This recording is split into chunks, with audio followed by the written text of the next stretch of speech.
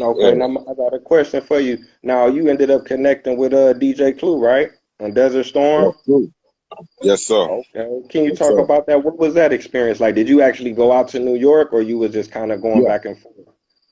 I was going to New York. I go out there and stay like a month or so at a time. You know what I'm saying? To Okay. where I'm starting to get homesick, man. I want to go back to Texas, man. But it was like Wow. I was grinding though. It was, I was grinding, but it was fun. You know what I'm saying? I hooked up with DJ Clue through his cousin DJ Storm. Shouts Mhm. out to DJ Storm.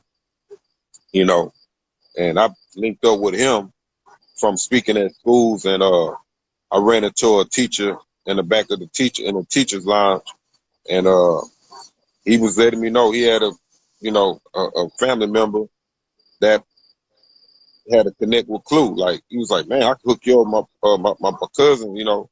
I guess it was his cousin-in-law, or it was an in-law. I think DJ Storm was his in-law, and he was saying he Wow. could hook me up with Storm because Storm does mixtapes, and he was saying through Storm, I could also link up with Clue. Like both of them was DJs. He's a DJ down here. Clue's a Hmm. DJ up north. So I was right on my alley. I was like, well, bet I want to, hook up both of them. They both doing mixtapes. I need to get on their stuff. So he linked it up, and I ended up meeting Storm, and me and Storm hit it off good. So Storm, he ended up linking me up with Clue. From him, he was like, hey, man, I'm finna be, going back up top because Storm is originally from New York. So he was like, hey, Oh, okay. I'm finna be going up top pretty soon. You know, hey, you ought to come with me, man. Let's get some work done.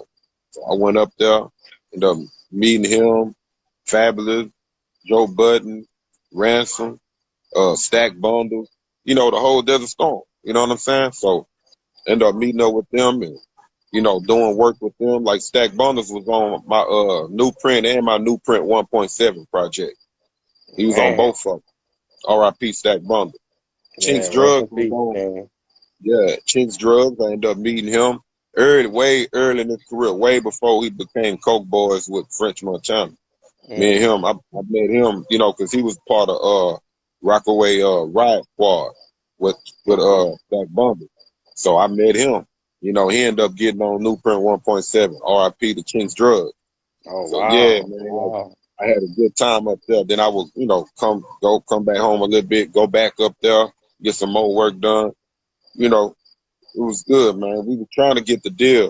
We was trying to get the deal with Jive because Clue had to connect with one of the Jive A&Rs, but it just didn't work out though. I think Clue wanted a little more bread than what they was talking. You know what I'm saying?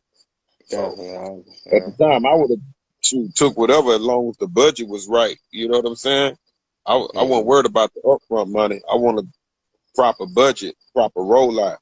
That way I could make whatever I was gonna make on the ass end of the shit. You feel me? So that's how I was looking at it. But Man, yeah, it that's just truly didn't work out, amazing, man. bro.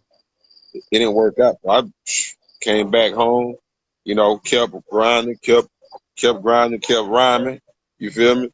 And shouts out to 33rd, Charlie Boy, my boy Rhino, and did so. I was started, just doing a bunch of work with them, and basically anybody who was trying to work at the time. And then uh we end up doing What It Do family with Rappy Rick. So Okay. What It Do family that was a pretty popular, clique at the time. 2006, 2007, '08. Yeah, man, we was going into '09. Like we was holding it down, man. Shout out to Rappy Rick now, man. You know what I'm Oh, yeah, saying? yeah, Judge yeah, B, man. Babu. Yeah, Most definitely. man. Yeah. Gotta touch on that one more time, bro. You said you linked up with DJ Clue, man. That's like the biggest hip hop DJ on the planet, bro. That's Yeah, I amazing. mean, that You was know what I'm saying? big. It I mean, worked that was out for big. you because you even got a chance to even connect with somebody on that level, on that caliber. That was whole DJ for a minute. You feel me? Yeah, yeah. And that's what's so thrilled about it because, of course, man, like I said, I grew up, listening to H-Town and then eventually Louisiana, Cash Money, No Limit, you know what I'm saying? All of them, Texas, Louisiana, that's all I used to listen to. But then, shoot, I had one of my partners who had came down from New York, and he used to always play New York music. And we used to always kind of clown him, man, like turn that East Coast ass shit off, man. We don't want to hear that. So, Right.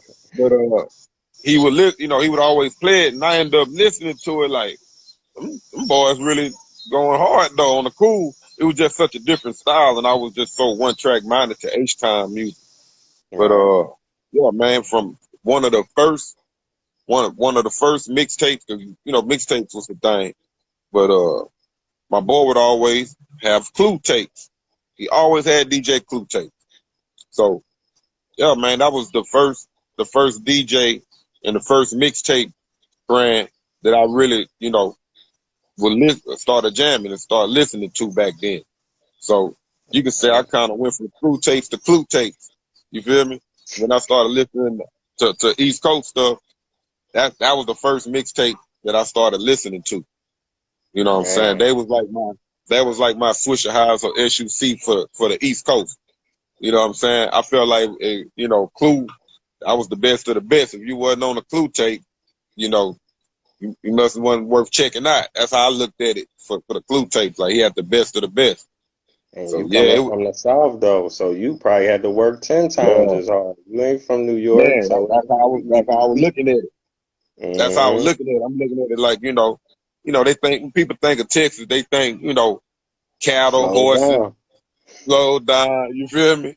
So I wanted to show that, hey, we can rock on a level too. Like H-Time, we got a lot of lyricists down here, you know what I'm saying? So, Some of the like, best.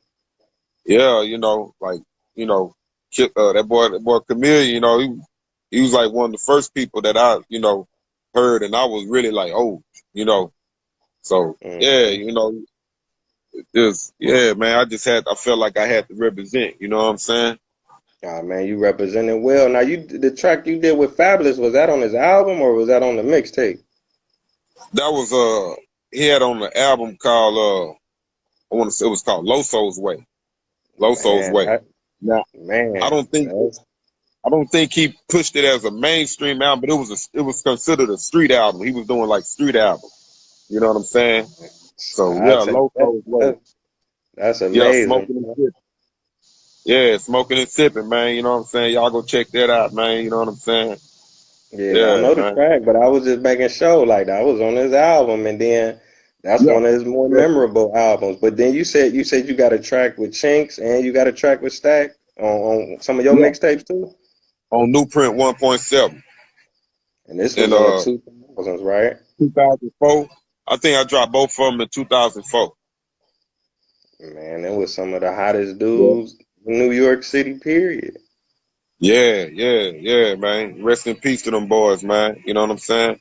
They always showed me big respect, man, and I've returned it. You know what I'm saying?